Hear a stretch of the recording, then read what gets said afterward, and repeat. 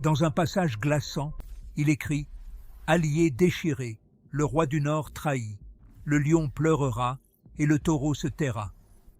Certains y voient un indice d'une fracture de l'OTAN ou de la Grande-Bretagne, le lion, perdant son rugissement, et le taureau, l'Espagne peut-être, ou les marchés, étouffés.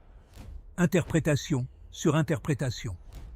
Pourtant, les lignes semblent étrangement actuelles, d'autant que les armes d'aujourd'hui, drones guidés par IA, frappes cyber, désinformation, étaient impensables à son époque, mais font écho à son imagerie d'armes silencieuses, de fantômes dans l'air, de batailles sans bannière.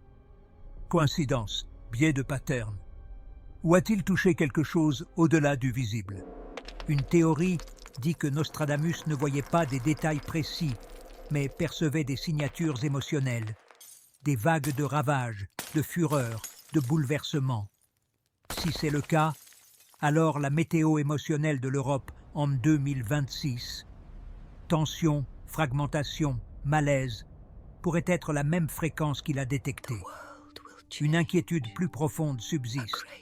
Il ne décrit jamais la fin de cette guerre. À la différence d'autres conflits dans ses vers, celui-ci réverbère.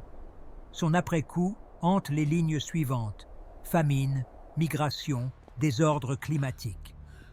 Des cendres de la guerre, les eaux montent, de nouvelles terres englouties, d'anciennes nations effacées.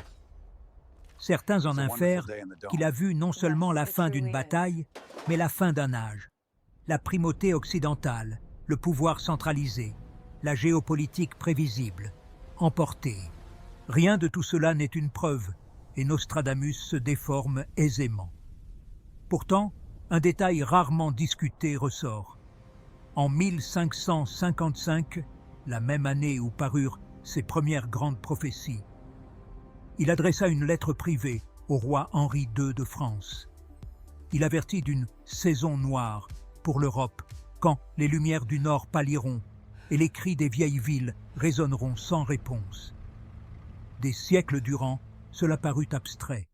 Mais aujourd'hui, montée des tendances autoritaires, pression des réfugiés, tensions économiques, la guerre aux portes, certains se demandent: les lumières ne sont-elles pas déjà en train de s'éteindre? La guerre entrevue par Nostradamus ne tonnera peut-être pas en un seul instant. Pas de grande trompette, pas de décret unique.